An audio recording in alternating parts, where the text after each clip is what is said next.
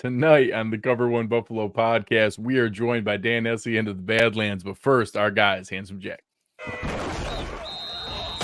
Broadcasting live to Bills Mafia worldwide with Greg Tompsett and Aaron Quinn. Welcome to the NFL. Doesn't matter what's happened before today. Today's a brand new day. It's a brand new season. Your number one podcast for objective Buffalo Bills coverage. No matter where you are, we got you covered.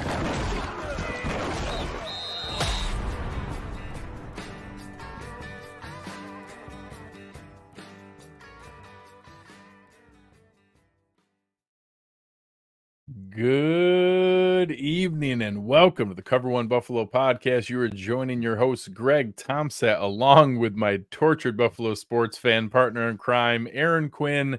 Aaron, how have the past 48 hours treated you? Well, first of all, your good evening's fraudulent. You don't feel that way. I know you better than that. It's a lie. It is what it is, man. I've been here before. I've had these feelings are similar. The darkness has come back into my life. But you know what? It's been cathartic to complain. I got off the post-game show. Honestly, for the people that just watch and aren't on Twitter and stuff, I have to say I was pumping the brakes a little bit on I'm not ready to to have that conversation about McDermott yet. But then I listened to his press conference and I came more on board with where you were at in that moment. But now that we've peeled it back a little bit, obviously Dorsey got fired here. We'll talk about that later. You can see that we aren't the only ones that have the angst, and that doesn't feel great, but it does make me feel a little bit better that One Bills Drive, the angst is also on them too. So. Yeah, and we're gonna have Dan on here in just a second, and we're gonna focus on the matchup coming up here after Dan drops off. We will do a bit of ranting, so don't worry. Anybody who's in the chat asking, how we feel about Ken Dorsey, how we feel about Joe Brady, some of the different things that will be coming. We'll get to that after Dan's segment. But yeah, if anyone hasn't been on social media, I think pretty much all the different sites I've messed around on quite a few. It's pretty much just a contest of, no, I'm more mad than you. And it's just funny back and forth of people trying to out angry each other. Yeah. I jumped in a couple times. I've gone to some dark places, and it's interesting. It made me think, Aaron, you first had me on together at Josh Allen's second start ever. So it was the Green Bay game. So we haven't done, from a content standpoint, it wasn't during the drought. It wasn't during some of the ugly stretches and some of the worst parts of our franchise. So, I mean, obviously we both experienced that, but I haven't publicly had that persona during those dark times. And today and yesterday took me back to some dark places as a fan and where it is. So it's been frustrating. I've had to kind of check myself mentally a couple times of just how angry I've let myself get. And, it doesn't feel good. Feel good. I have, even before Cover One, 2011 was doing content. And so the EJ Manuel years, the Kevin Cobb years, I was in some of that.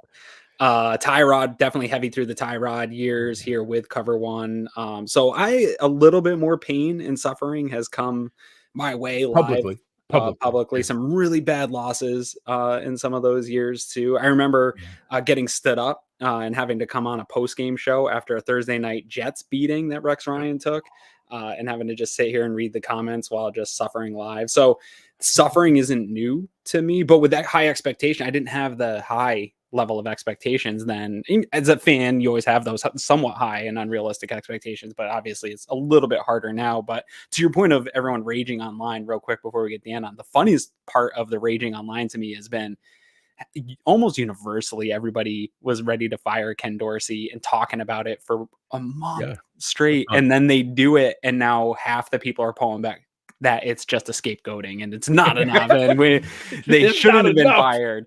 And look at the metrics. That head.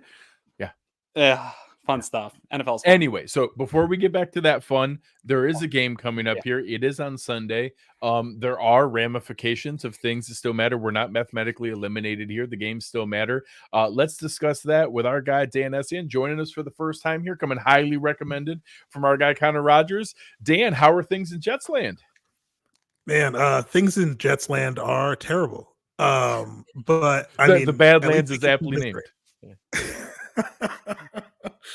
You know, we were hoping after that week 1 game, which I don't even understand what happened that day. But I mean, in general, we were kind of hoping that the momentum would keep going. And, you know, for the most part, it kind of did for a little bit. But a lot of the old problems that we're very familiar with from last season are starting to pop up again and just kind of going through the cycle all over again.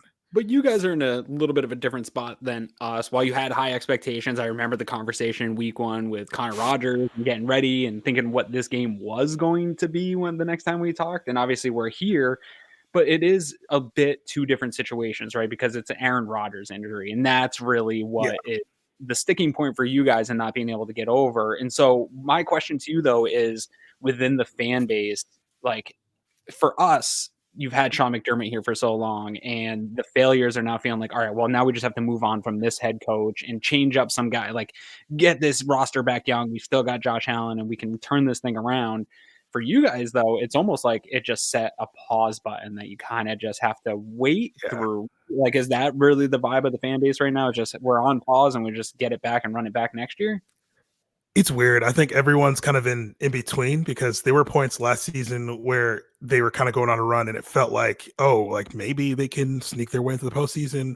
And I think a lot of that same energy the Jets fans started to pick up on after the Aaron Rodgers injury. But I think as things start to kind of sour a little bit, I think people are starting to kind of find their way back to the place where they were probably right after the injury happened, which is kind of like, well, this sucks. And maybe, you know, the season's kind of a little bit of a wash. But I think the hard part about that is it's hard to kind of bring yourself to that point. I think for any fan it is. But I think seeing how the team is constructed and kind of seeing their mindset, it's almost impossible, I think, for Jets fans to get to that point because of the way that like Saleh coaches them up, because of the way that like he remains aggressive and he thinks that like even if offense is only kicking field goals for 4 quarters, that he can probably find a way to win, you know? I think that rubs off on the fan base a bit, and that's why they've kind of kept it going. They keep trying to, you know, demand a little bit more from the front office, like be more aggressive, make some moves, try to do something, you know, in this period, even though, you know, Rodgers went down. And then of course, Rodgers isn't really helping things with his flirting with coming back this season. So, well, and on that, not to cut off Greg here for a question, but like I'm not sure if he would actually come back or not, but like what in your opinion is that what's the record gotta be and when does it have to happen for him to legitimately even consider it? It's tough. I think you gotta win. Like, I would say like 2 out of your next 3 for I was gonna say 7 and 5. Right. To really start to feel like it's possible. Yeah. Because I think the good thing is that I mean, it's crazy because everything changes literally every week. I think a week ago everyone's like, damn, everybody won. So now next game's a must win. And now we're like, oh, and AFC East is like kind of still up for grabs. Like everything's kind of in a weird place. So yeah, it's kind of just like if you can keep the momentum going, if you could just win the games that you have the opportunity and should win, and sneak a divisional game on top of that, then I think Aaron Rodgers feels a lot better about like, yeah, I'm going to put it all on the line and risk it instead of kind of just shutting it down, waiting for next year. But I mean, yeah, I kind of understand his side of it too, in that it's not getting any younger, and the next offseason might not treat that Achilles any better. So, yeah. And I think that it's really highlighted all of, you know, mine as a Bills fan's biggest fears is that like, holy crap, look at the games they're winning with this level of quarterback play. Imagine if it had have been not peak Aaron Rodgers, but still really good Aaron Rodgers, like still a very talented player, still the intelligence. Like I was hesitant of whether there was going to be that Brady to Tampa Bay factor. And obviously we don't know ending wise, and there's still a lot of depth in the AFC and how it goes in the playoffs. But Yeah. as far as now seeing how it's played out, it certainly looks like it could have been that kind of addition to be there. Is it, how much of that is pulling at things? Is there, I'll say I am completely skeptical of any possibility of him playing this year. I know everything he's saying. I've seen the videos of him out there. Right. I can't believe that he has cheat coded modern medicine, that all of a sudden this something that no one else has ever done is magically possible. I've even heard people talk like, did he lie? Was it not actual? Was it a badly strained calf? Don't listen and to he's like Nate pretending. Geary. Like I know obviously they're being careful. No one's gonna give out any information. He's incredibly private with his medical information. Where are your guys' heads at logically with all the evidence we have versus how incredibly confident he is that he's going to play or can if they're in that position? I think medically with the Jets, it's been, I mean, every year is kind of like this, but this year in particular has been one of the strangest years in that literally anything we hear from, Coach Saleh or the team, you kind of have to just wait until you have the final diagnosis before you even expect anything. Like there's a bunch of injuries to start the season, of course, but like even the little injuries between, it was kind of like, Saleh would say like, we're hoping he can play. And then, a couple days later, they're like, he's out for 4 weeks. You're like, okay, wait. So like, what am I supposed to believe? He can play or like what was actually happening there? But yeah, no, I think with this, I don't know. I think Jet fans are kind of believing it because it's also kind of the way that Aaron kind of markets himself a bit, and the fact that we haven't had a player like that in a while. So Aaron, obviously is kind of just saying like, we'll never know.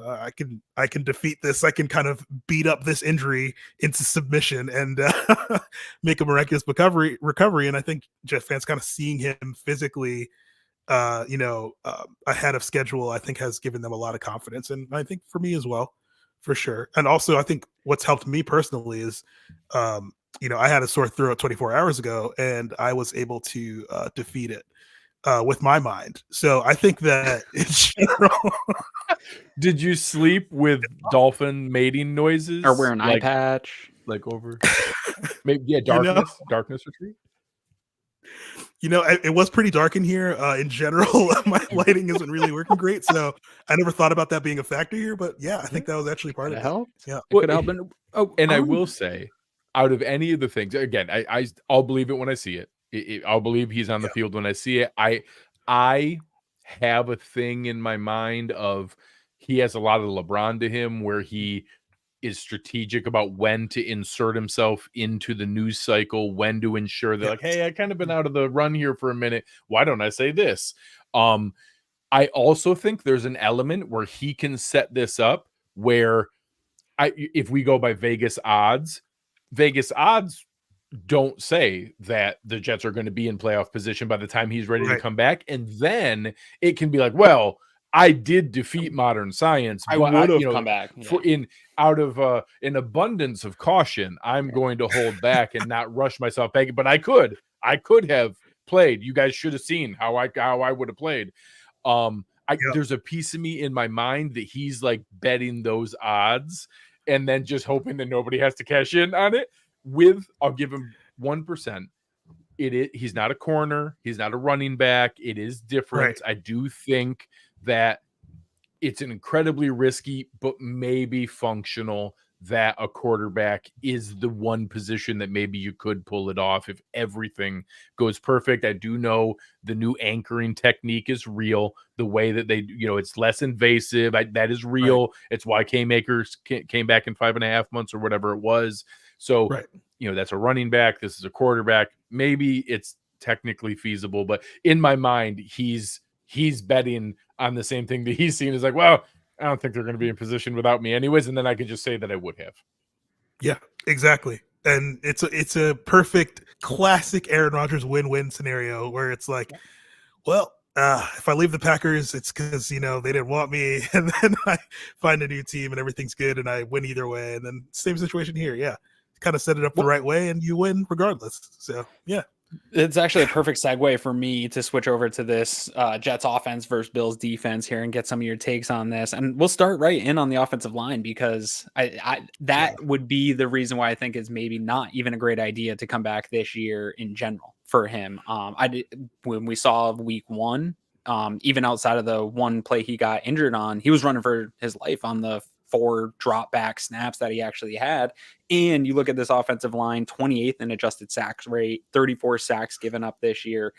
I don't know that, maybe he can call some different protections. Maybe he can do some things to get some guys in place, get the ball out a little quicker. But there's some issues with the pass rush in this offensive line. And it's a little bit different look than we saw in week one with injuries and things like that kicking around some guys. Can you tell us what this offensive line looks like right now since the last time we saw the Jets? Yeah, completely different, and particularly on the interior, extremely degraded from the week one group that you saw. So of course, they had to deal with the injury to AVT, which is again such a devastating injury. Brutal. At the same place as last season, which is I love him as scary. A player too. Yeah, he's incredible. Just such a quiet leader, just does his thing every week. But yeah, he goes down again, big season-ending injury. And they just weren't prepared on the interior to kind of make up for that depth wise. So I think the strange, again, just anytime they play at MetLife, I'm scared for my sanity because you don't know how many injuries are going to happen. But once McGovern went down the center, things got really bad, and that was the game where they weren't sure who was going to snap the ball.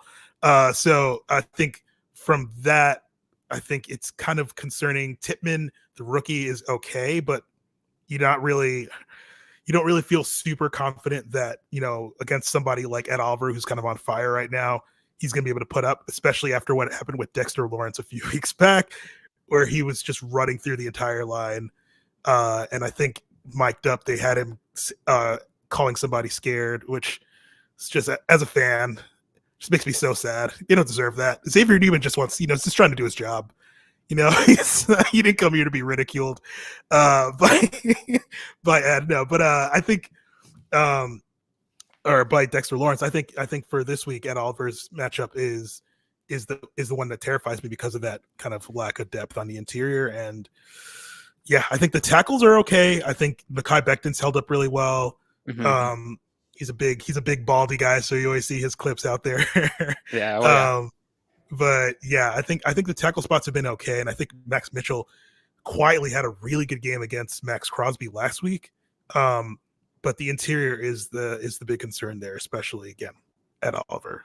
He's playing well. Yeah, and go from the offensive line. We'll talk right into Zach Wilson. This was one that for me, when he came out, I had a tough time really trying to figure out who he was. I'm all about now that I was off on Josh Allen when the Bills drafted him, but now that I've seen the way quarterbacks play in the NFL, I think you have to go for these guys that have those traits, that can extend plays, they can throw the ball all over the place, and then you kind of refine them from there. Yep. And that was my thinking with the Zach Wilson. And then the offense, that's sort of Shanahan offense. This is something I tell Bills fans all the time. They think, oh, if you just gave Josh Allen Kyle Shanahan, we'd be totally unstoppable. And I don't know that a Josh Allen type guy fits into that timing-based rhythmic offense where you have to hit the guys that you're supposed to hit.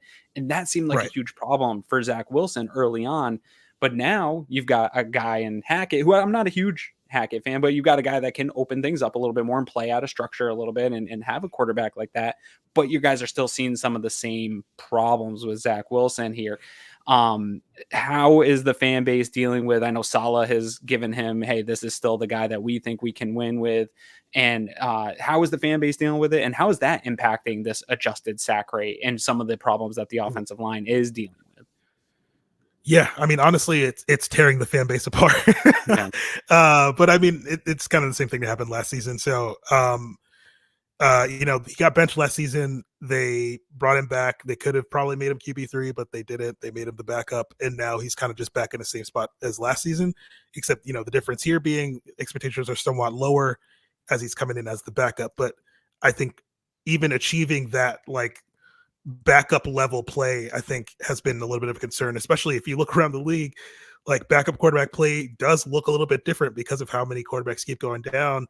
you do have to be closer to what used to be starting level, back a few years back. So I think that's been difficult for Zach. And I think with Zach in general, it's just the consistency. I think he has these plays every now and then that people clip, and then they're like, this is why you can't give up. But it's like, I was going to say, he shows you what he's capable of in moments, like bottled moments. If you can bottle that. Yeah, exactly. Like the last game, he's running out of the pocket, just out of instinct, no look pass, dime, like bullet right over the middle. Probably the best pass. Even just the like one of plays with his legs, right? Like the almost touchdown pass or almost touchdown run that he had. Like he's got that. All the things you look for, the boxes that you want to check are there. It's just putting it all together. It's just putting it all together, and it's just not consistent, not nearly consistent enough. Truly, like there's just so many bad things to overcome before you get any of the good, that it's just so hard for the offense to overcome that. But at the same time, a lot of people had questions about Hackett, have questions about his strategy week in and week out. So I think for a lot of the fan base, it's just everyone's kind of split on whose fault it is. But I think when you kind of just look back on it, it's really just everything all together. Like they're kind of a little bit of a front running offense. When it starts to click, it'll go for like a streak of a few plays, and then you're like, wow, that looks completely different. Like against the Chiefs, they had I think a third quarter run where it's just like, wow, he can't miss a pass. He looks incredible. Offense moves, offense scores, and then you just don't see it again for like weeks. The Bills will probably bring it out in him. That is how we roll. Real quick here, last one before I flip you over to Greg and the other side of the ball, which is really what everybody wants to hear about here. I'll clump it all sort of together here with the skill position group. I love, like, honestly, two of my favorite players in recent drafts were Breece Hall and Garrett Wilson. I absolutely love them. Super high-end talents. Very jealous that you have them. Guys like Conklin, Uzama, Rucker, those have all been on our lists of guys the Bills want. The addition of Xavier Gibson more into this lineup, I think, is really fun and nice. But again, limited by your quarterback here. But with this skill position group and the other things that we've talked about, I know you're a bit of a film guy here. Looking at this Bills defense and some of the problems they've had without Daquan Jones, Matt Milano, Trey White in the lineup, some of the injuries they've dealt with, how they're playing this year. How are you, as Nate Hackett, using these skill players who are still, regardless of Aaron Rodgers being here, still game-breaking, high-end guys that can keep you in this game? How are you attacking this Bills defense? Yeah, so I think in general, the Jets have to be unafraid to run the ball. I think Matt Milano has been honestly I wouldn't say my least favorite player. It's one of those players where, because it's usually a Patriots player that becomes my least favorite player as the year goes along. But Milano is just terrifying. Like every time the Jets play the Bills, it just feels like he's going to do something. He's going to get a turnover. He's going to change the game at some point. So it sucks that he's out. Of course, like injuries just suck. But I think because of that, the Jets can operate a little bit freer, I hope. This is kind of all up to Hackett's preference, but I think they can be not afraid to run the ball as much as they have been. There's a lot, I forget what the exact stat is, but they're like top 10, I believe, in yards per carry, but they just don't run the ball very much, which is strange because it's like you're trying to hide your quarterback, but then in hiding your quarterback, you're not really moving the ball. Because like your run scenarios are really obvious. You just run on first down and everybody knows it's coming. But that like limits how many times you end up running because you end up in second and long. It's just like such a weird thing that's been happening. Greg loves second and long runs. he loves them. He's one of his favorite things. Yeah, it's been weird, man. I think Hackett's trying to find the balance with what's going on offense, but I think in general they just have to make sure they're getting the ball in Breece Hall's hands. I think they've done a good job getting it to Garrett Wilson lately, but I think Breece Hall just needs the ball in his hand, whether that's traditional run or whether that's bringing him out wide, getting him matched up on a linebacker. Especially if the Bills are in a situation where you can kind of get them a little bit thin. Like I said, Milano's not there. A lot of players are kind of not available. You can kind of try to take advantage of those matchups, but we'll see how they decide to attack it. But I think that's probably the best way. So just make sure you're getting the ball, particularly in Breece Hall's hands this week. I'm really hoping for another match of that Raiders balance where you guys call 44 passes and hand off 17 times. That would be fantastic. Mm-hmm. Flipping to the other side of the ball, is obviously the bread and butter for this team. You have not only the incredible high-end talent guys like Quinn Williams, guys like Sauce Gardner, but awesome stories like Quincy Williams and people like that are coming in. I think guys like John Franklin Myers don't get a ton of attention and are having a really nice season. So on the front end, it seems like they've been able to continue to create pressure. This Bills offensive line is actually one of the oddly positive stories from this year. It's been an issue for us, like Josh's entire career. Of course, the one season where we kind of get things figured out on the offensive line, we have everything else go wrong. Right. Where are things at? I know Carl Lawson started getting snaps again. That was a little bit surprising as I was prepping for this. I know there was a lot of talk of the trade deadline. It seems like Jermaine Johnson has stepped forward a little bit. They're still rotating Breece Hall. How are they working out that front end where, obviously Quinnen and Franklin Myers and the core in the middle are kind of holding it down, and then they're rotating around them. How is that coming together? Are they getting the pressure that they expected from that? And how do you think that matches up with this Bills offensive line? Yeah, the rotation's been awesome this season. I think in the past, a lot of people had complaints about, how just not inept, but how much less effective the second line was from the first. It just seemed like anytime Quinn and Williams and, Jermaine or Carl Lawson were off the field, that nothing was happening, and you're just like, get the first line out, please, get them back on the field. But I think this year it's so much of a balance, especially with just all the edge dominance that they've gotten. Like the step forward from Jermaine Johnson really has kind of elevated this defensive line. And even though Carl Lawson's kind of disappeared, honestly, because of that rise of Jermaine Johnson and then Bryce Huff behind him, just ridiculous pass rush win rate numbers again this season, despite limited snaps. It's made that kind of decline of Lawson honestly not even felt defensively. They've looked better overall. They perform better. They're getting tons of pressures. They're not converting. I think that will be the key thing, especially against Josh Allen, because week one they missed a lot, and he's one of those guys that he's more elusive than you think, but he's also like just a freaking truck. So you're not gonna bring him down with your arms. You gotta really make sure you're latched on there. So, I think the defensive line's been really solid this season. I think the rotation's been solid, and I think a lot of what they're getting out of their edge players has given them a lot of the confidence that they have to kind of just do whatever they want. Like they put Jermaine Johnson sometimes at defensive tackle in passer situations, and he'll either spy or just beat the guard off the ball, which is just a new Similar wrinkle. We used Gregory Rousseau, kick him in on passing downs. Exactly. Yes. Oh, Gregory Rousseau, man, I loved him coming out. But he's a nice player.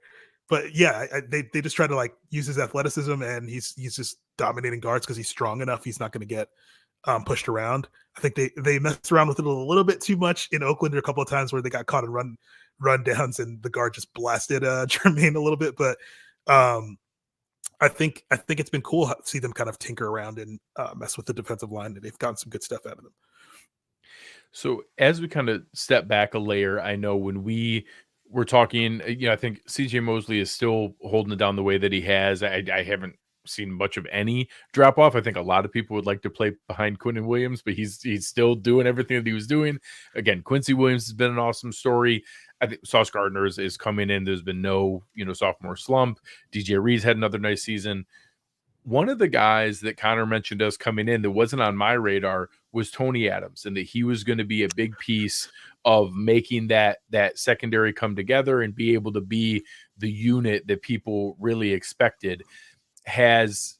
Obviously we remember Whitehead. I'm hoping we can avoid the game he had in the opener. How has Tony Adams progressed through his first chance at big time snaps? Yeah, I think he's been good. I think he's had some really incredible games, and he's also had some struggles. I think last week was a bit of a mix. He kind of had some issues against the run, and I think in general that's typically where he'll tend to have those issues is making sure he's diagnosing things quick enough, making sure that he's wrapping up, making tackles, taking the right angles. I think he struggles with that at times this season. But I think in coverage he's outstanding. He plays so well with Whitehead too. There's a lot of moments where Whitehead makes a play, and this is just stuff that like you kind of just notice watching, right? And then you go back and you kind of look at film and you're like, oh, like there are moments where That's why he was able to be there. Exactly. Whitehead make a play. You show them on the sideline, and the defensive coordinator Jeff Ulbricht's like dapping up Tony Adams, and then he getting to Whitehead because he's like, nah, like you made that play, like because you knew that was coming, or you put him in the right position, you called it out before the snap. So I think that's the stuff that he does really well. And in coverage, he's outstanding. But I think once he improves the run support, he's going to be a really great player.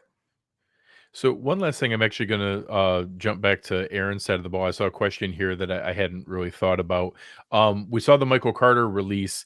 I haven't heard a lot about Izzy Abanikanda getting any snaps or opportunity.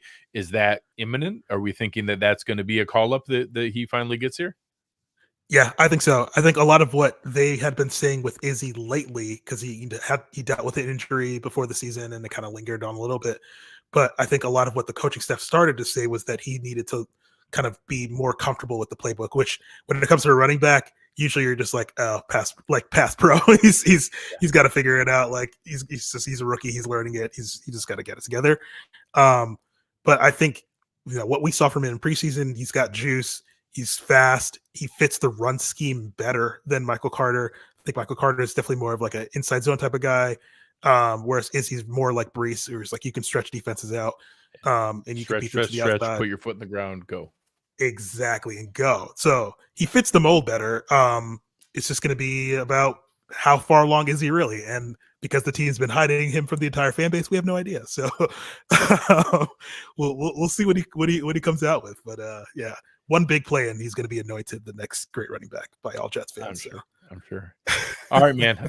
So we appreciate having you on. This has been a lot of fun. Our final segment is always putting our guest on the spot here with a game prediction of what you expect to see and a score. And I'm going to add in a new twist because we're down bad here in Bills land. So as fitting as this has been, we've tried to go through, just scores and things like that. So I'm going to challenge you. What is the dumbest way the Jets could possibly win this game? Like, what's the dumbest thing that could possibly happen where we had a walk-off punt return already? I was thinking like Joe Brady is in the booth for his first time calling plays for Josh Allen and has an anxiety attack and has to leave to go to the hospital, and no one knows how to call plays. And they're like sitting there in the huddle, and Josh is like, "All right, you run a post, you run a quick in, you go deep. I'll get you guys the ball." Like that's the dumbest one I've come up with. If it's dumb, it's got to be McDermott's fault. So I don't know how. So what's the dumbest way you think the Jets could win this game? I think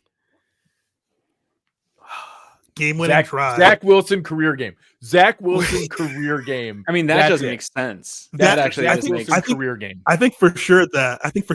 I think the only thing that could top that is Stefon Diggs demanding a trade on the final drive, on the final play, in the middle of helmet. And then like Antonio Brown style, takes the jersey off, throws the helmet off, walks off shirtless into the locker room. Yep. That'd be pretty dumb. That was good. Good. That was an excellent answer. All right. A little more serious. What do you expect on Sunday? Give us a score prediction. Yeah, so man, I would say score prediction. I gotta pick the Jets. I'm sorry, but I have to. 16. So it's fun. We went a long time where everyone had to kind of graciously be like, "Well, you guys are probably going to win, but I think we'll keep it close." We've lost that. We have lost that right. We no longer can have that expectation. We lost to the Patriots. We lost to the Patriots. Lost to the Broncos and the Patriots. Oh god, and almost lost to the Giants. Hate everything. Yeah. Anyways. Pick the Jets. Not the Giants. Good chance. We also almost lost the Giants. Dude. The Giants are, they're not good. Okay, so I'm going to say 16-13. Defensive battle, just slobber knocker. Both teams just turning the ball over every other drive, and field goal city. Field goals. Yeah, that makes sense. Yeah, sounds smart. Yeah. All right. Before we get you out here, this is a lot of fun. A lot of really nice comments in the chat about how great you were as a guest. Let the folks know where they can see more of your stuff with the Badlands and anywhere else they can find you. Yes, sir. So I'm on Twitter at Jets and Jollof, JETS and JOLLOF. Stands for Jollof Rice, which is I'm Nigerian, so that's where that comes from. But yeah, give me a follow. I think I called it Twitter. Apparently, it's called X now. But, no, we still call it Twitter here. You can't make me. There we go. No. There we go. Love that. You can't Love make that. me say that. Make sure you say hi to our friend Connor next time you Will see do. him, and we took Absolutely. good care of you while you were here too. Yeah, appreciate y'all having me on. Appreciate it, Dad. This was a lot of fun, man. We'll have you on again sometime. Appreciate it. Thanks, man. I just at least he made it fun to talk about this. It was so nice when like everybody had to be just kind of like graciously humble. We're like, well, you're probably going to beat us, but hopefully we can keep it close. I bet we're not going to lose by as much as the score is. And now people are like, no, I'm pretty sure we're going to beat you. No, we're going to win. And I can't even be mad. I can't even mock them. Imagine they're probably right. Imagine how much worse this would be if the Jets were like everything people thought they were going to be, God, and like we had Rodgers this right now. Oh my God. Rodgers was healthy and they're just like blowing people out. Yeah, they're like 7-2 and oh my God. I'm glad that they're suffering with us. That makes me feel a little bit better. Yeah, we're at the precipice of the darkest hour of the season. Now it's the birth of our absolute annihilation of the rest of the teams in our schedule.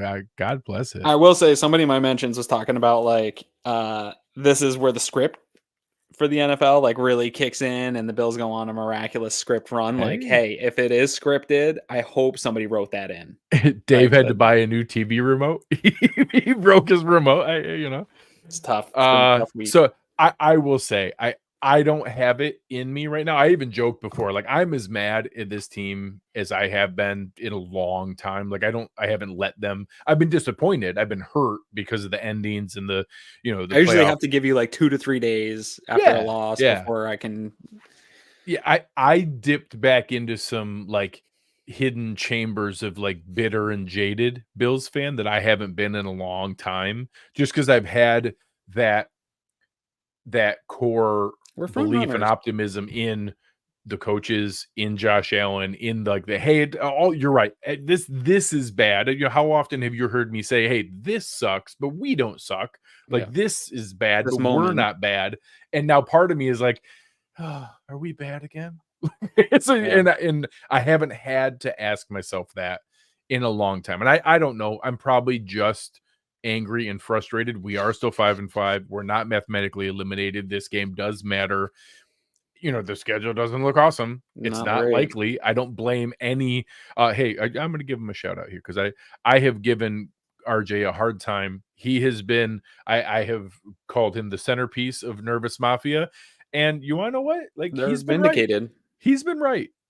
His anxiety and concern and skepticism of the team has been accurate. Steve Lynn has been in the chat and trying to ask us, some hard questions. And, I've tried to tell myself, I'm not even nervous anymore. I'm just sad. Yeah.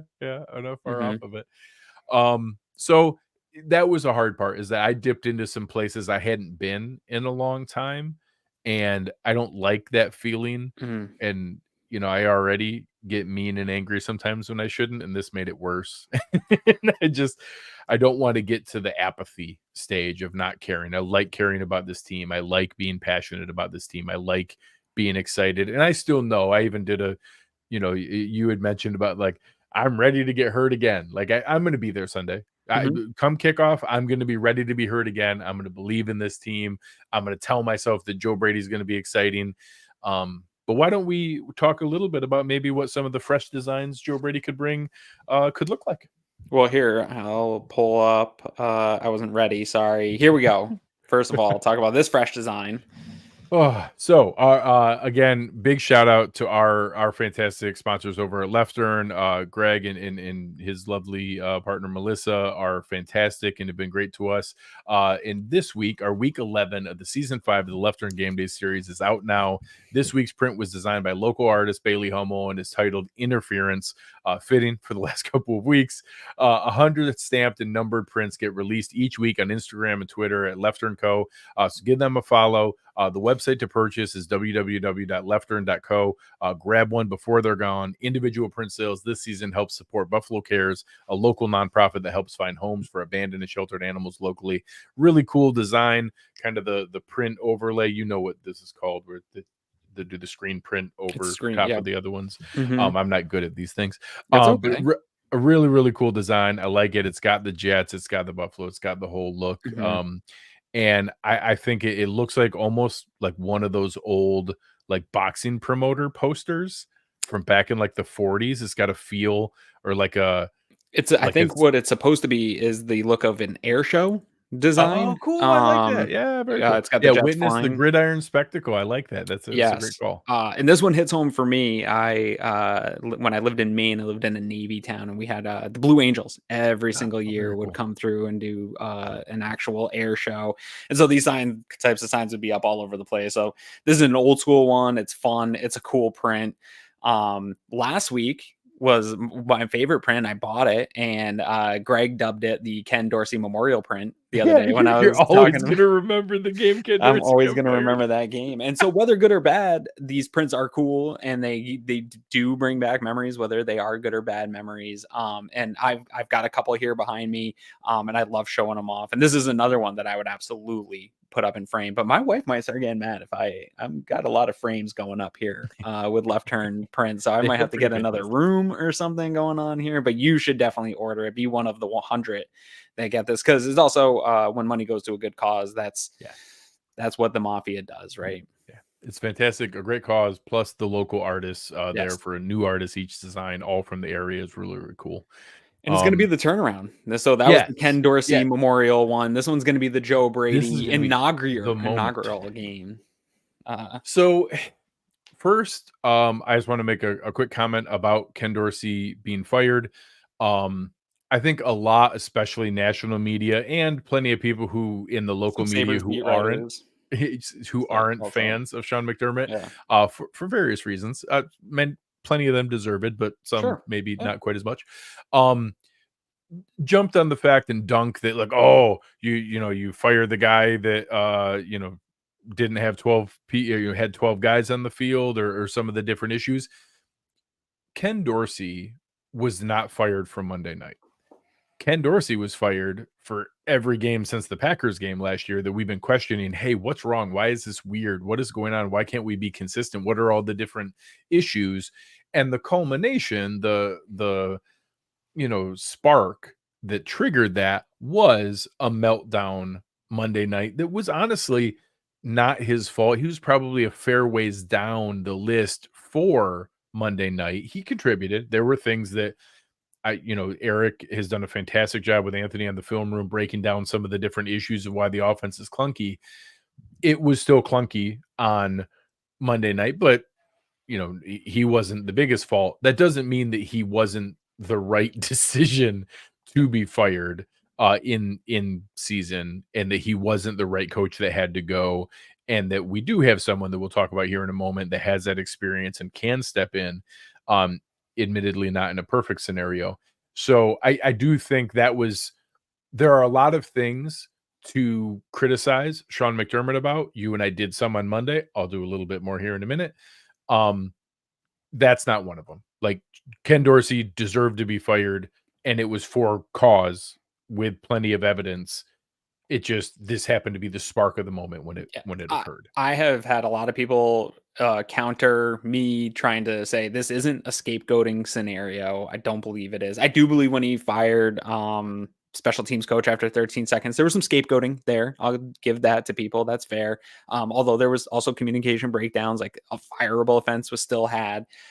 This game though, Greg, my answer to them is, I think Dorsey had much more to do with it. While all the turnovers aren't necessarily his fault, the lack of the ability of the offense to put up points consistently in games that game, watching it back, was one of the most frustrating, not just because of the turnovers, but because the Broncos didn't play good. And the defense played pretty good. And it should have been a 38-16 romping of the Broncos on Monday night. And the fact that 5-6 weeks go by and the offense continues to not be able to just consistently drive down the field and score points against inferior opponents. Like the Broncos were allowed trending, to shoot themselves in the foot. And it came down to one play. It came down to one series where the defense, Sean McDermott's defense folds a little bit in some of those high pressure moments. And that has been a problem. And we can talk about that, but it shouldn't have been within a field goal. They had also been on the field a ton, playing pretty well the entire time. And then eventually, yes, did they wear down and buckle in a key moment, being on the field for like 37 minutes or whatever it was? Sure. Totally. And they're depleted. We know the offense has had, we've been talking about this for weeks, that the offense has to step up and score points to help out this depleted unit. And the continuation of that coming. So if the 12 men on the field doesn't happen, sure, maybe it delays the inevitable. But Ken Dorsey was not going to continue to keep his job if he struggled to get around 20 plus points in a game. And so, I don't think it's a scapegoating situation. And another thing real quick too, people continue to talk about in this sort of conversation that somehow they also fired Leslie Frazier, and there's no evidence that Leslie Frazier was fired. That is people assuming that they want to pin something else on Sean McDermott. They're like, oh, he fired Frazier and he's fired Dorsey, and now there's no one left. Frazier left. McDermott wanted Frazier to come back. That's an entirely different scenario from what we're dealing with now. But I do agree with people that there is no one left.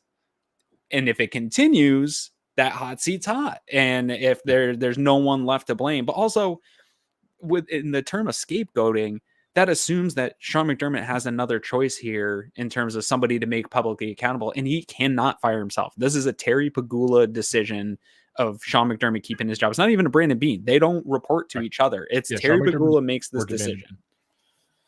Yeah, they both individually report to Terry Pegula. And I have said for quite a while, I might need to re-examine it now, that I always thought it was like 51 McDermott, 49 Beane. Like that I know Beane owns the offseason, owns the draft, owns free agency. McDermott owns in-season. I always felt like it was a little bit more from a Terry Pegula standpoint. Not deserved. I'm not saying who deserved it. I just got that vibe from the way things were spoken about and how it was handled.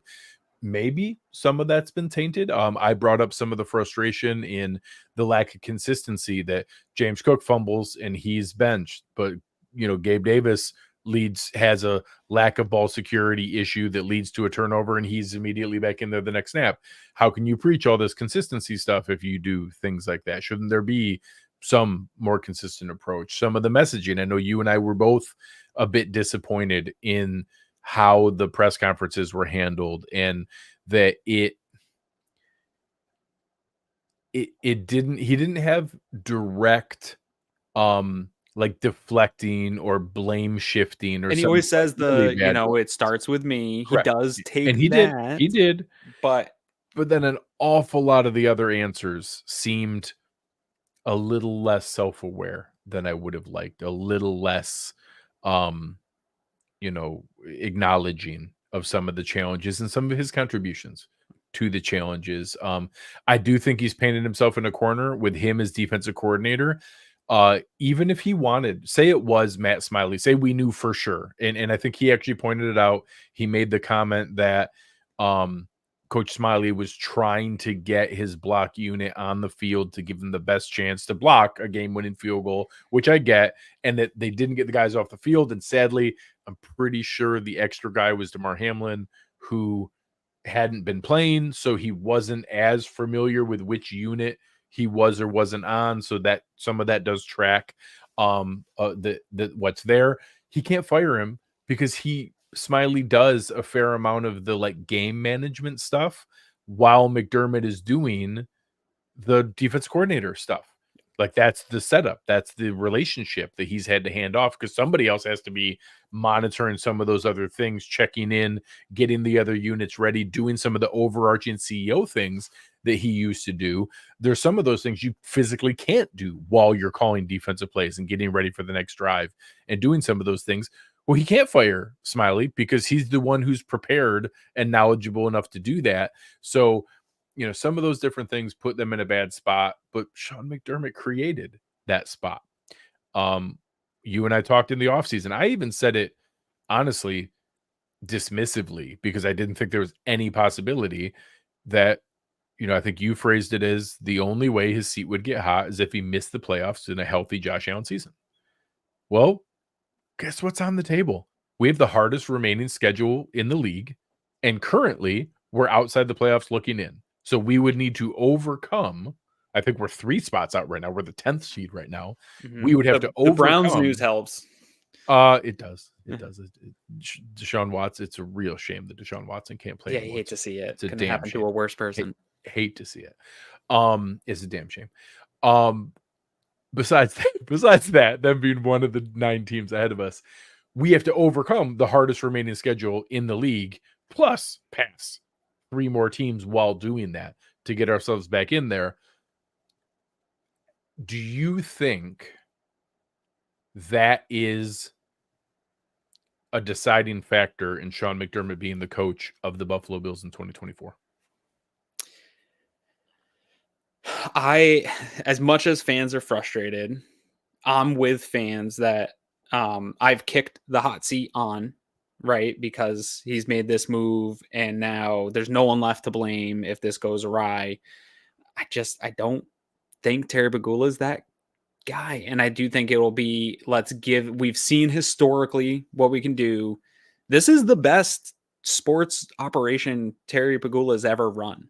And that matters to him. And here's the part where it sucks sometimes to be a fan. And I've tried to explain this to people a few times with whether there was 13 seconds or losing the AFC Championship game or some of the playoff losses that the Bills have had.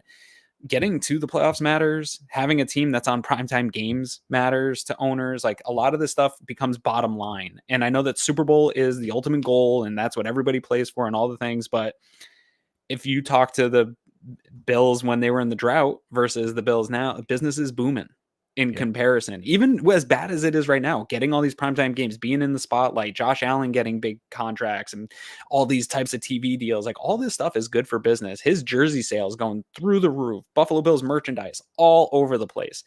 These are all positives to Terry Pegula, whether or not they are to fans. And I think he's going to have a really hard time as a business decision just breaking off a big part of that relationship and what has gotten them there. And that's, I don't want people to take this as that's a loser mentality. And you're just because you lived through the drought, you don't want to get better.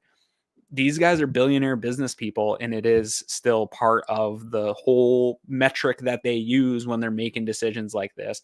And there is still some also precedent for, I know you and I have gone back and forth about the idea of, and I don't disagree with your idea on the offensive coordinator becoming a head coach, because it is easier to keep that. I totally agree. You're not going to get it plucked away from you, and you can keep an offense intact for Josh Allen. I understand the logic, but you've got the longest tenured head coaches in the league. Out of the top 5, 4 of them aren't offensive coaches. And there is precedent for guys like Mike Tomlin's and Harbaugh's and Belichick's. As long as you have that good quarterback, which we do, you can always sort of find somebody to come run that offense and maintain. And Mike Tomlin hasn't won a ton of Super Bowls. Harbaugh hasn't won a ton of Super Bowls, but they've maintained playoff success. They've kept that franchise operating at the top of the league. And that matters to those owners, because at the end of the day, the NFL is a business, and you want to have one of these teams that's in the hunt and in the picture and has a shot at it, but it doesn't necessarily mean you have to win Super Bowls. And so a long way of saying it is,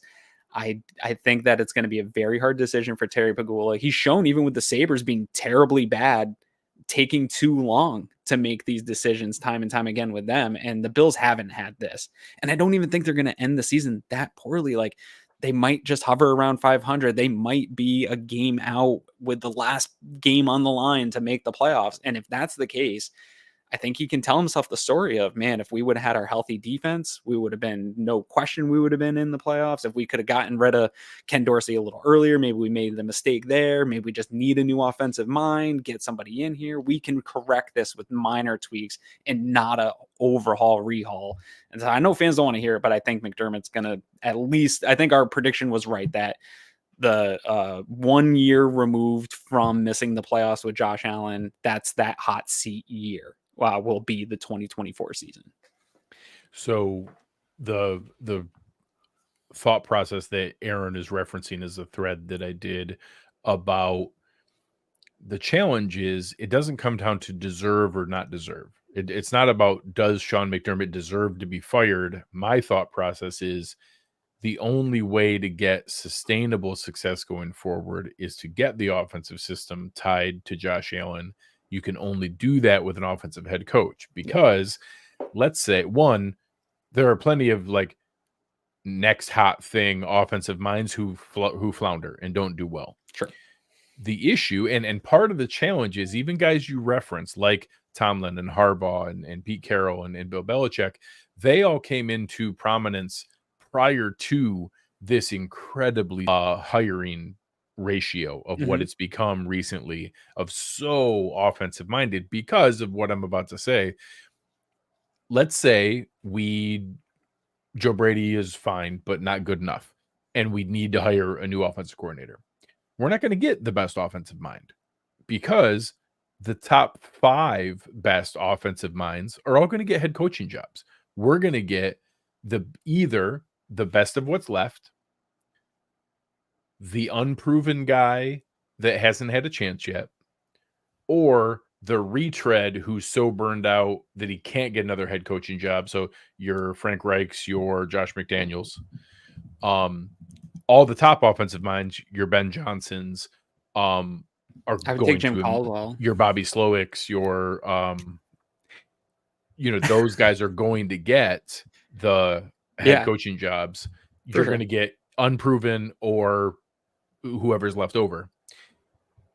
So let's say that we do get lucky and we have to go an unproven guy because both Bobby Slowick and Bobby Johnson and Ben Johnson were unproven guys that Dan Campbell and D'Amico Ryans had to take chances on. They are each going to get 2-year runs with those guys. And if you don't use, someone just dropped confetti on me and I still don't. You're frozen again. I love this. It's so, can you hear me?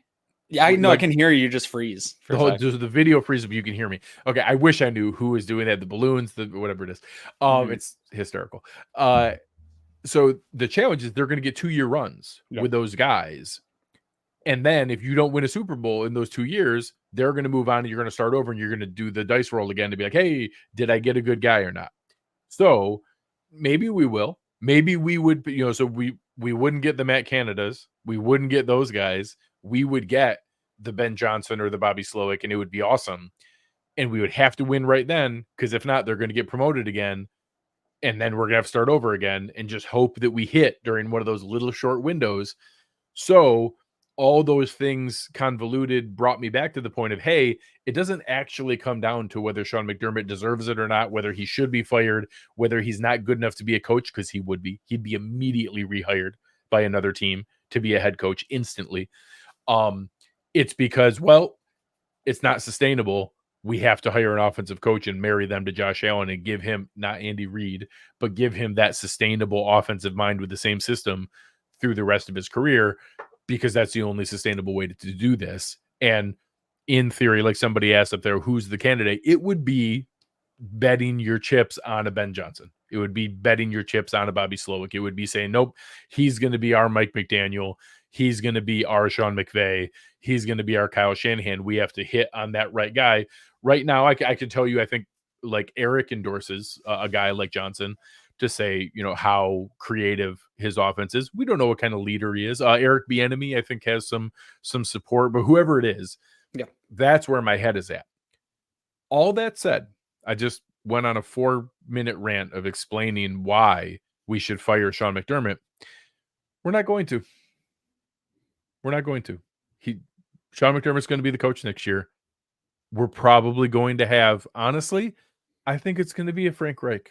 I think it's going to be a retread, fired head coach. I don't think it'll actually be Josh McDaniels. I think it'll be like a Frank Reich, and that's going to be our guy. And they're going to get one more year with the McDermott leading it, with it under pressure. And hell, it might work because Josh Allen's awesome, and it just might work anyways, regardless of who's there. I think that it's going to be painful and go through that, and it's going to take Terry Pegula one more cycle of this to come to the realization that I did on Monday night, to be like, oh man, we really do have to figure this out. This isn't going to work. And then we're going to go our separate spin. FYI, I was saying we need to fire Sean McDermott to give Ben Johnson the head coaching job. You're right. Ben Johnson's going to, I'll guarantee Ben Johnson's going to be a head coach in the NFL. I'll bet my life savings on it. He's going to be a head coach in the NFL. It's just a matter of where.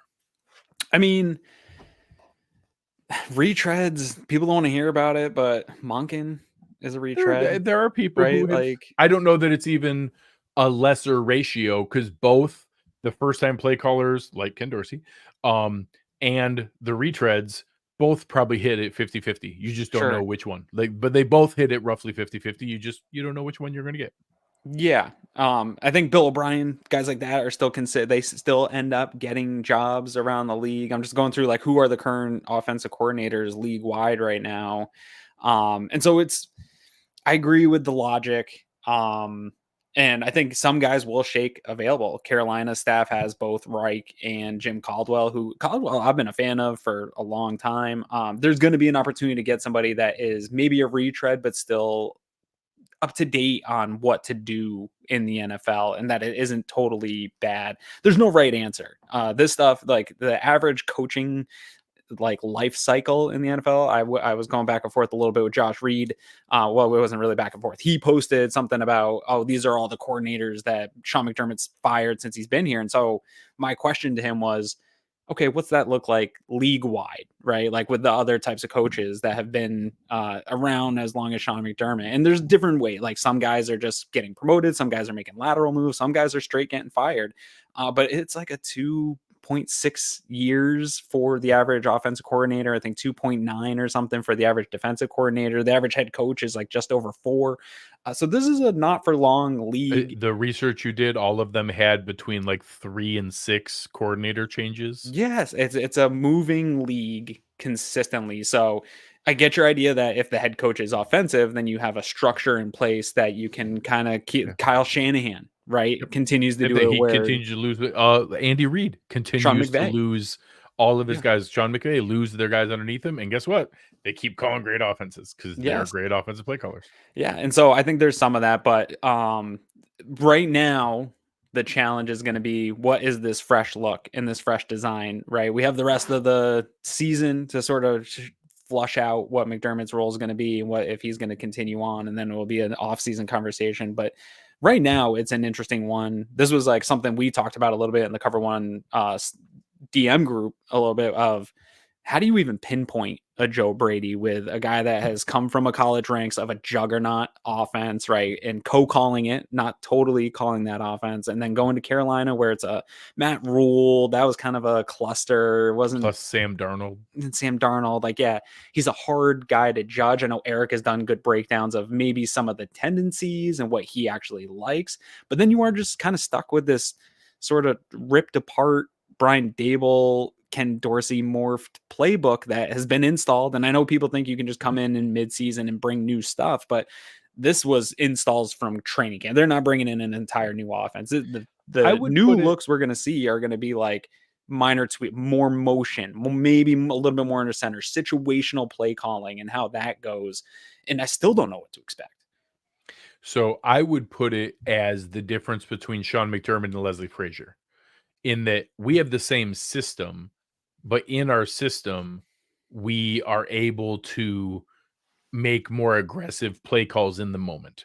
Like when you use a blitz, how often you use the different coverages. We don't have a new defense than we did with Leslie Frazier versus Sean McDermott. We're just using the options available to us in a different combination. Right. That's what Joe Brady will be. We're not changing our offense. They can't mid-season, but he can change how often you lean into one play versus another, not calling mesh on 4th and 2, fun things like running the ball more. You brought up a very valid point. The best our offense looked at Monday night was running the ball. A quick comment here. I'm going to give Ralph some grace because he's been great in our comments for a while. I'm going to assume he's sarcastic. I'm going to assume this is satire and he didn't actually mean this. Saying a good OC wouldn't want Josh. Why would you hit your offense to a guy who's a turnover machine? Those guys don't get fixed. That's asinine. So that's why I know that you were joking about it. And that's a little bit though where I'm at with like I do think you can keep Sean McDermott, and that not necessarily the guys that are going to become head coaches like the Ben Johnsons and those types of guys. But you would have to hit on a retread. You'd have to hit on a retread. People are going to want to come to this offense to have a Josh. There's not a lot of Josh Allens in the world where it is an intriguing thing for an offensive coordinator to want to there'll be 2 spots that will be the number one choice. It's going to be if the Chargers move on and you have a chance to be able to pair someone with Justin Herbert, or if calling plays for Josh Allen becomes available. Those are going to be the 2 most intriguing spots that are available. So obviously it's different if it's a head coaching spot. If Sean McDermott gets fired, we will have our choice of everyone. Yeah. We will easily have the best roster available of any fired coach situation. Not the best in the league, but like only bad teams fire the coaches. So we're going to be better than those bad teams, and we're going to have the best quarterback for sure of the guys who got fired. And it would be interesting if they have to move on and you have a talented Chargers roster and a very, another talented quarterback in Justin Herbert. But those are going to be the 2 scenarios. So we're going to have our choice. The challenge is going to be if we keep McDermott, we're going to have our number one choice of offensive coordinators out of all the guys who don't get promoted to head coach. Yeah. So again, in my mind, that could drop us down to the 6th best choice. I don't want the 6th best choice. It might work. It might, if you have the 6th best choice, and all the 5 ahead of you are also gambles, but the odds go down each time. Like it's more likely that Ben Johnson's going to be good than the 6th best guy is going to be good. It's more likely. I want the more likely one. I want to hitch my wagon to that. I said it Monday night. I have been as big of a Sean McDermott apologist as anybody around our world. It pains me. He doesn't deserve it. I think he's a good leader, even the things I've been frustrated with. I think that there's a lot of good things. He's not consistent. I think there's some stuff I'd like to see a little bit better. I'd like to see more self-awareness. Obviously, a lot of the flaws are shining right now. There's good reason to call them out. He's not a disaster. Cameron here bringing up Kellen Moore. I don't know who the answer is, but maybe it's Kellen Moore. Maybe it's something like that. Maybe it's Eric Bieniemy. Whoever it is. There's a lot of bad coaching in the league too. I think we always talk about judging ourselves against our peers, and there's just a lot of it in the league that are bad coaches. Here, Carl did give us a super chat. I did see it earlier. We were in the middle of a discussion, didn't read it, so we will read it out here now. Josh Allen's opinion on who to hire as a coach will never be taken seriously for the rest of his career, especially if we go on a win streak. Was he going for the popular choice over the best choice? Comfortable. He went with the comfortable choice. He wanted to keep the system the same, and fans he liked wanted this Ken too. Dorsey. And Greg, Ken Dorsey's smart. Ken Dorsey's a smart guy. It was just a gamble that his intelligence would transition over to good play calling and good leadership of the room. I don't think he had the leadership and the charisma and the juice to like command a room, and that shouldn't matter if you're super smart. Mike McDaniel is kind of a weirdo, but he's smart enough that it doesn't matter. It transcends whether he's the stereotypical. He's not Dan Campbell. He's not biting off kneecaps. Josh leaned into, hey, I like Dable's system. Ken Dorsey's been here the whole time. He's really smart. I like him. He's going to let me do what I want with this system. Let's keep him. And everybody else was like, well, Ken's smart.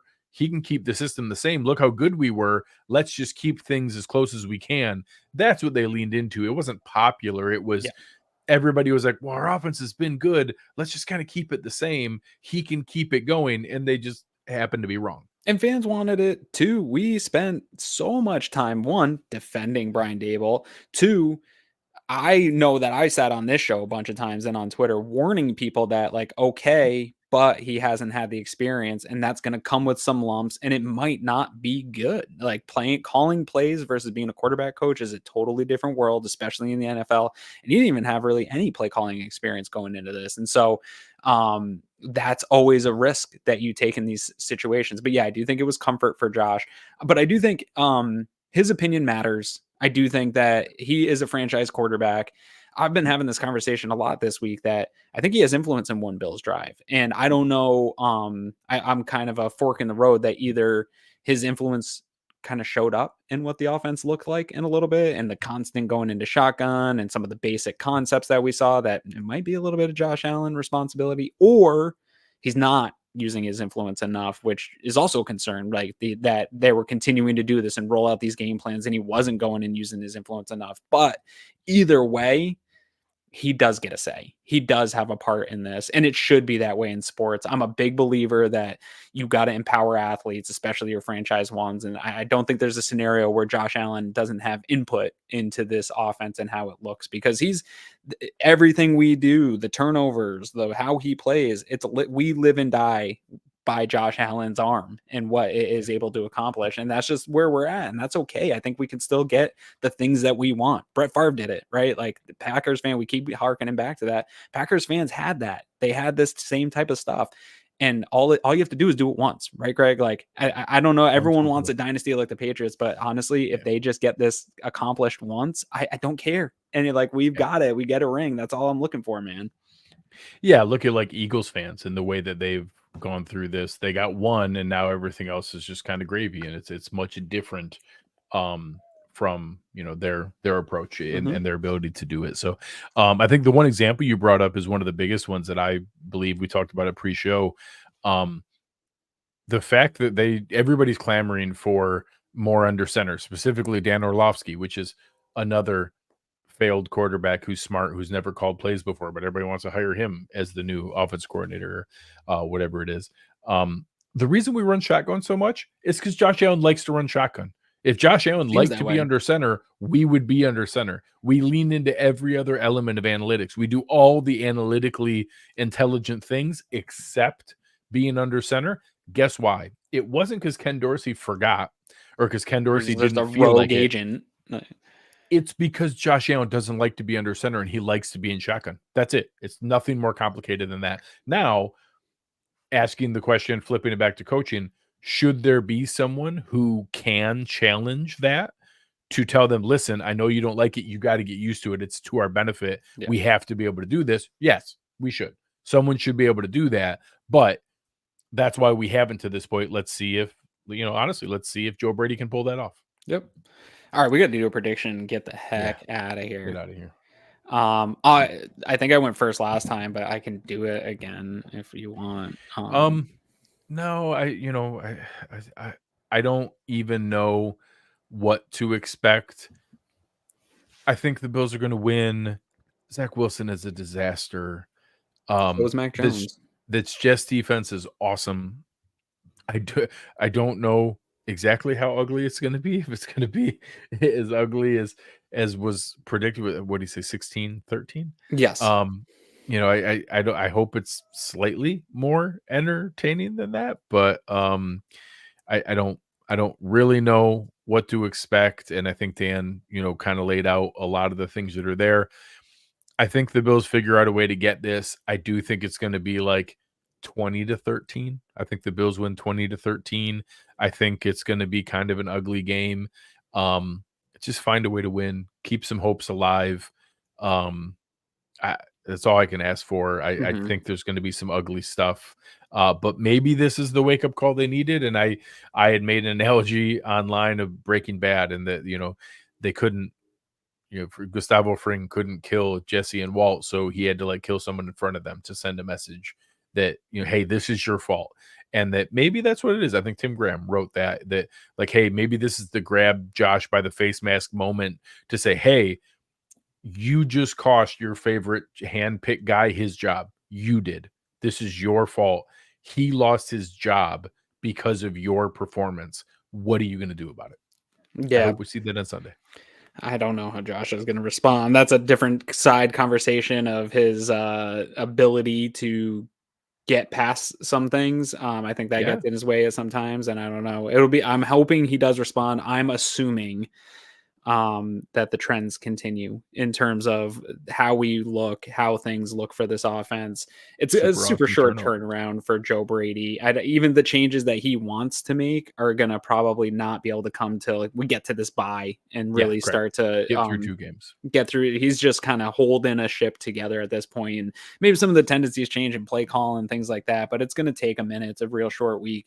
I think the turnovers, while I think a lot of it is associated to just unlucky in a lot of ways, I think it just continues. I think trends continue.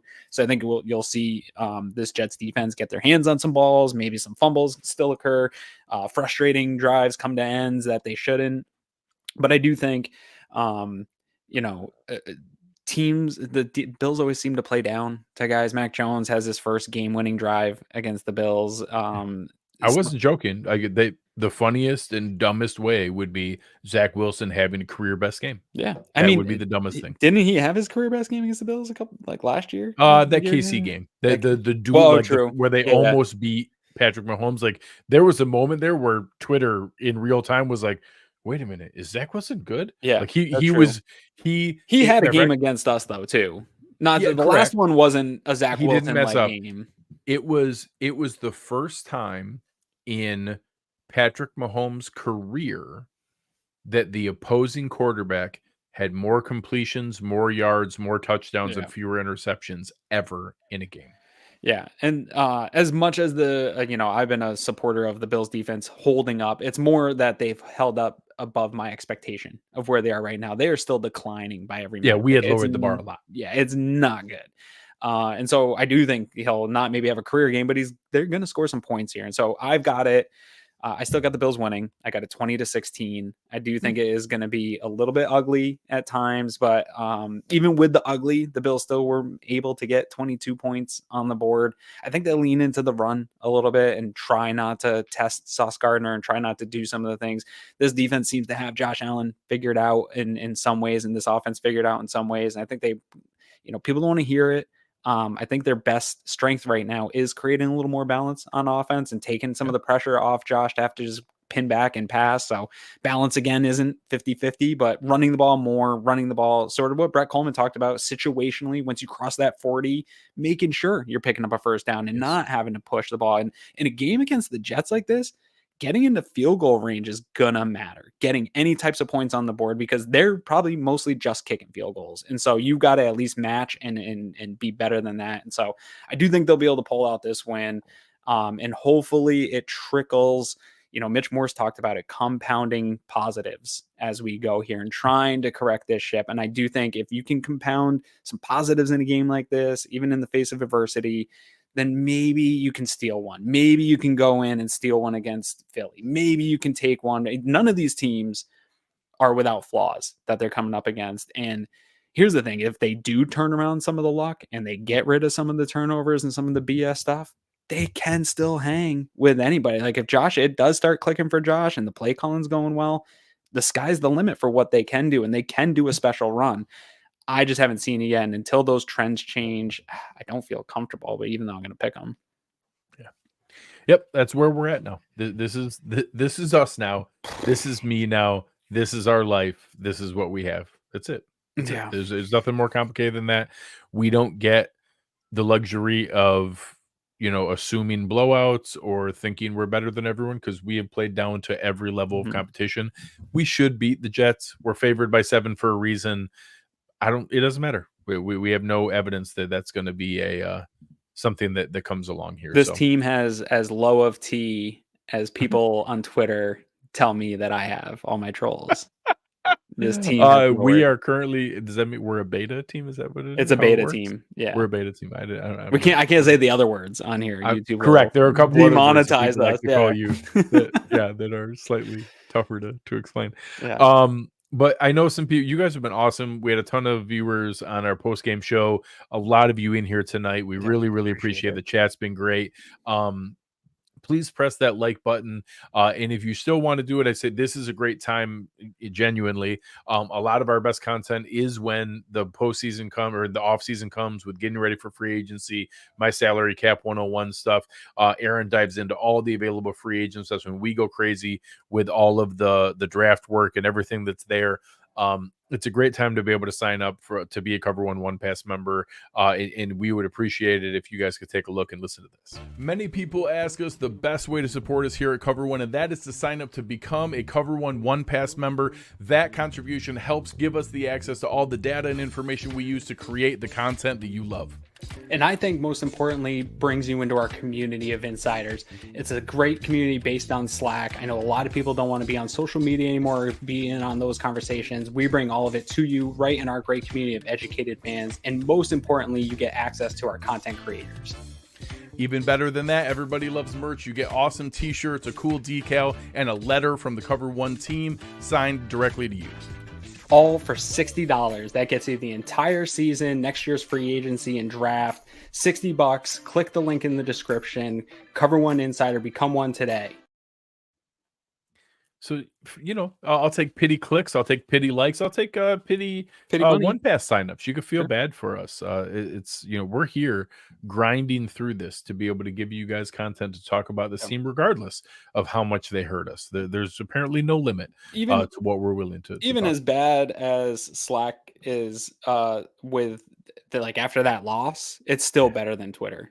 It is still more productive and more respectful than on Twitter, even when it's hurtful and painful. Even when it's at its worst. Yeah. All right, guys, we appreciate it. Thank you very much for our awesome producer, Chris Kepner. On behalf of Aaron Quinn, I'm Greg Tompsett. You've been listening to Cover One Buffalo, and we are